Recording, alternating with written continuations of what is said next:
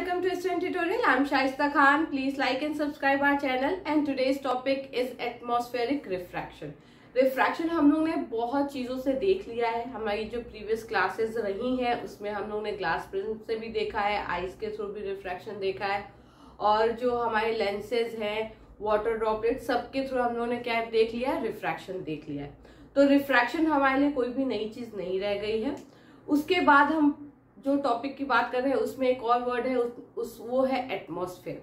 ठीक है, तो एटमॉस्फेयर जो है वो कोई अलग सी चीज नहीं लेके आ रहे हम. जो हमारे अर्थ के चारों तरफ जो एटमॉस्फेयर होता है हम उसी की ही बात कर रहे हैं, जिससे आप सब नोन है, जो जिसके बारे में आप सब जानते हैं. तो क्या है, एक बार हम लोग एटमॉस्फेयर के बारे में डिस्कस कर लेते हैं और फिर उसके थ्रू रिफ्रैक्शन के बारे में डिस्कस कर लेते हैं. तो ये रहा हमारा, क्या है, ये अर्थ है. क्या है? अर्थ है. ठीक है, अब अर्थ के चारों तरफ एक कई लेयर्स होती हैं. अर्थ के चारों तरफ क्या होती है, बहुत सी लेयर्स होती हैं. ये जो लेयर्स होते हैं ना, इसको हम बोलते हैं एटमॉस्फेयर. जो हमारे अर्थ को चारों तरफ से जो लेयर्स जो है वो घेरी रहती हैं, वो हम कहते हैं उसको एटमॉस्फेयर, हमारे अर्थ का एटमॉस्फेयर. ठीक है, अब ये जो एटमॉस्फेयर है इसमें बहुत सी चीजें पाई जाती हैं.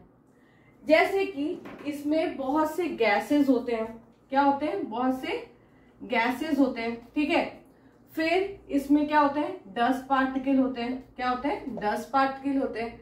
फिर इसमें क्या होते हैं, वाटर वेपर्स होते हैं. ठीक, फिर इसमें क्या होता है, स्मोक होता है. क्या होता है? स्मोक होता है. फिर इसमें क्या होता है, वाटर ड्रॉपलेट्स होते हैं. ठीक है, क्या होते हैं, वाटर ड्रॉपलेट्स होते हैं.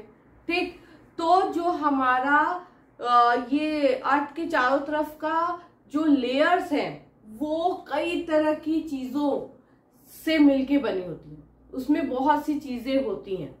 तो ये जो अर्थ का एटमॉस्फेयर है ना, ये क्या है, इसमें ये सारी चीजें पाई जाती हैं.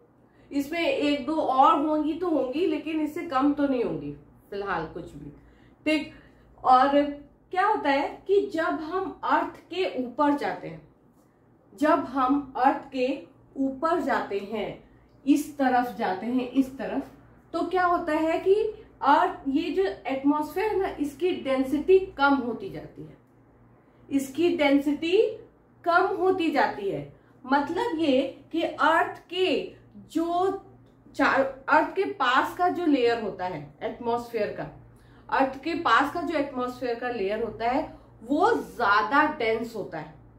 ठीक, उसके ऊपर जाओ तो वो डेंसिटी थोड़ी कम हो जाती है, उसके ऊपर जाओ तो वो डेंसिटी थोड़ी और कम हो जाती है, उसके ऊपर जाओ तो वो डेंसिटी थोड़ी और कम हो जाती है. और जब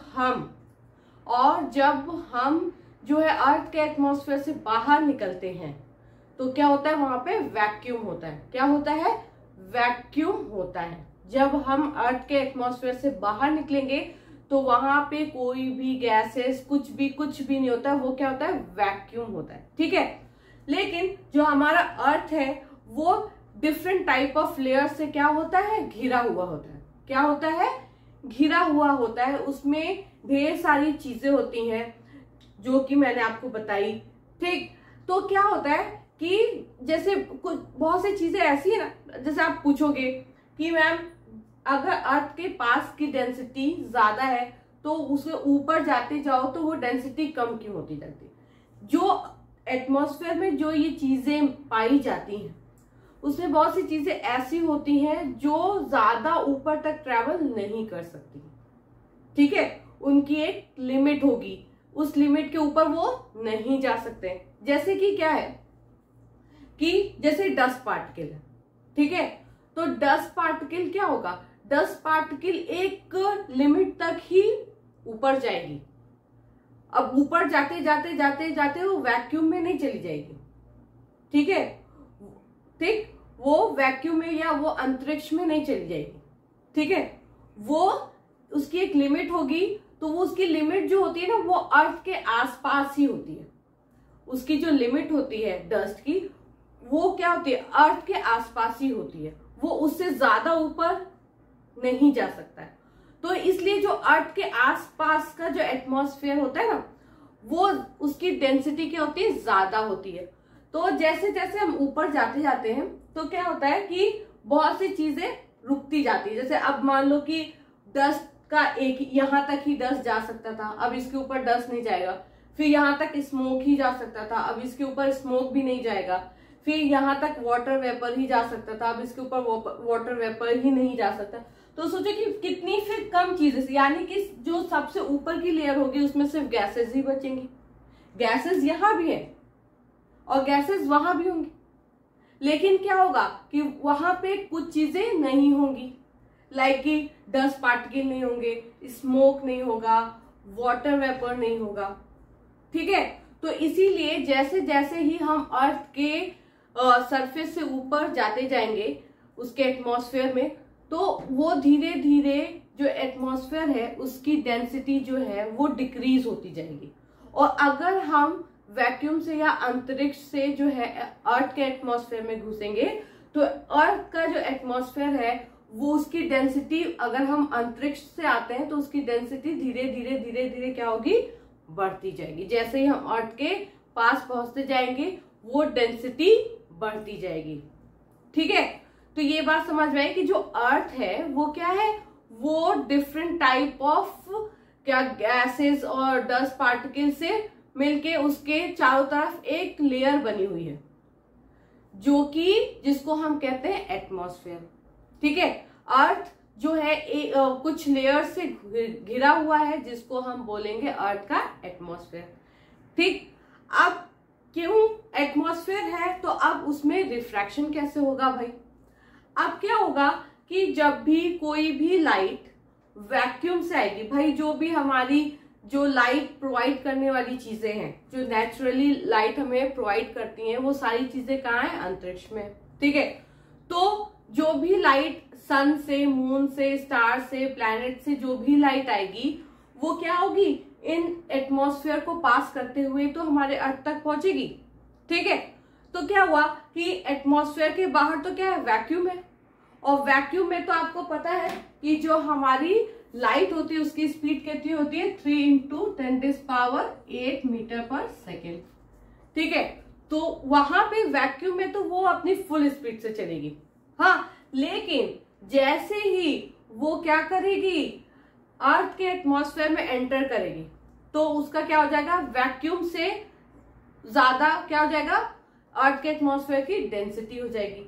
और अर्थ के एटमॉस्फेयर की डेंसिटी हर लेयर पे अलग अलग होती है, उसकी कई लेयर्स होती हैं, हर लेयर पे अलग अलग होती है। जैसे ही लाइट जो है वैक्यूम से आएगी, एंटर करेगी, तो क्या होगा कि उसके फर्स्ट लेयर में क्या होगा, यहाँ पे रिफ्लेक्शन होगा, क्योंकि क्या है, ये तो वैक्यूम था। अब ये क्या है, ये अर्थ की मान लीजिए सबसे लास्ट लेयर, एटमॉस्फेयर की सबसे लास्ट लेयर है, इसकी डेंसिटी सबसे कम है, लेकिन वैक्यूम से तो ज्यादा है ना इसकी डेंसिटी, तो क्या हो जाएगा कि ये रिफ्रैक्ट हो जाएगी। ठीक, तो जो एटमॉस्फेयर से जो भी लाइट का रिफ्रैक्शन होगा उसको हम बोलेंगे एटमॉस्फेरिक रिफ्रैक्शन। उसको हम क्या बोलेंगे, एटमॉस्फेरिक रिफ्रैक्शन।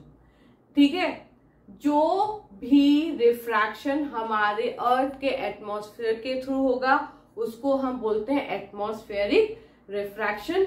ये जो लाइट है ये एटमॉस्फेरिक रिफ्रैक्शन में कहां से आती है, ये सन, मून और स्टार्स और प्लैनेट्स जो हैं हमारे अंतरिक्ष में, तो वहां से ये लाइट आती है और वो रहते हैं वैक्यूम में। और जब भी वो लाइट जो है उनकी वो हमारे अर्थ के एटमॉस्फेयर में पास करती हैं या ट्रेवल करती हैं, तो हमारे अर्थ का एटमॉस्फेयर की जो डेंसिटी है वो डिफरेंट है। तो वो क्या होती है, हर लेयर के हर डिफरेंट डेंसिटी पे आके उस लाइट का क्या होता है, रिफ्रैक्शन होता है। रिफ्रैक्शन इसलिए होता है क्योंकि मीडियम चेंज होता है, रेयरर से डेंसर, रेयरर से डेंसर, रेयरर से डेंसर में आती है, तो उनका क्या होता है, लाइट का जो पाथ है वो जिसकी ओरिजिनल पाथ थी वो उससे अपने ओरिजिनल पाथ को छोड़ के क्या होता है, उसकी पाथ चेंज हो जाती है। इसी को तो हम बोलते हैं रिफ्रैक्शन।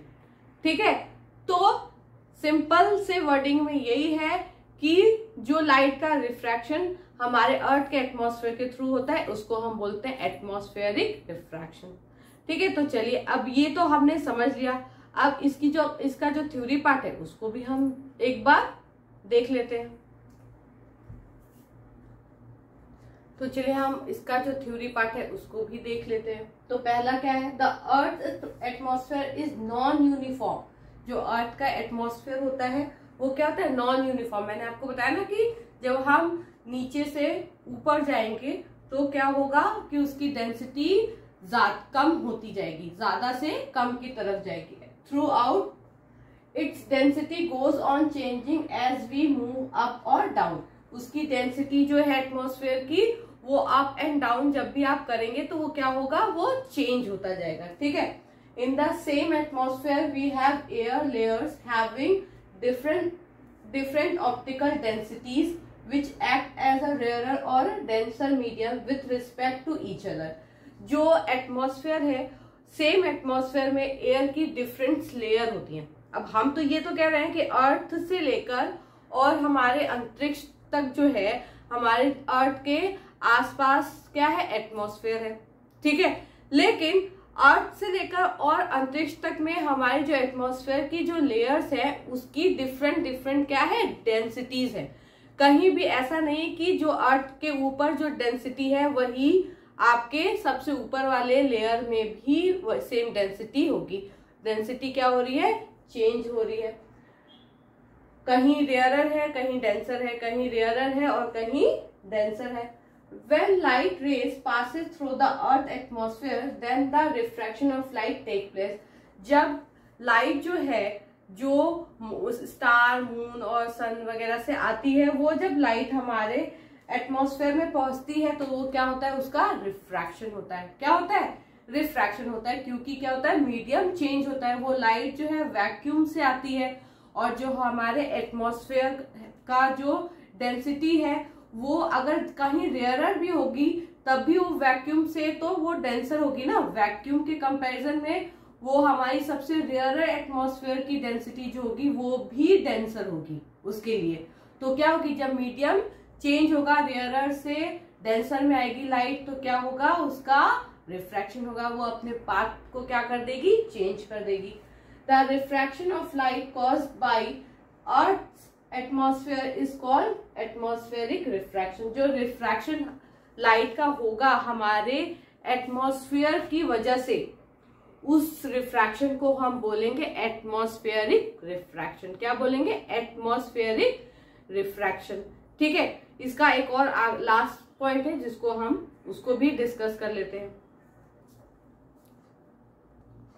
चलिए, तो some of the optical phenomena in nature which occurs due to the atmospheric refraction of light. कुछ फिनोमेना जो है नेचर के, वो होते हैं किसकी वजह से, एटमॉस्फेरिक रिफ्रैक्शन की वजह से वो फिनोमेनाज होते हैं। तो उसमें से कुछ फिनोमेना जो है वो हम क्या करने वाले हैं, वो हम यहाँ पे डिस्कस करेंगे वन बाय वन। तो कौन कौन से फिनोमेना हम डिस्कस करने वाले हैं, चलिए उसको देख लेते हैं। तो एक क्या है, the star seems higher than they are actually are. मतलब स्टार जहां हमें दिखाई देता, जहां होता है उससे भी हायर हमें स्टार दिखाई देता है।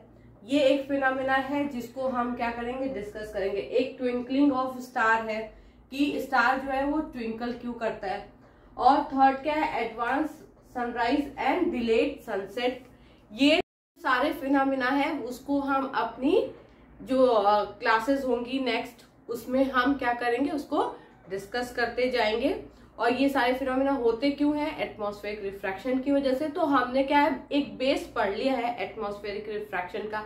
अब हमें क्या करना है, इन फिनोमेना में वो कैसे इम्प्लीमेंट होता है या वो कैसे होता है वो हमको देखना है।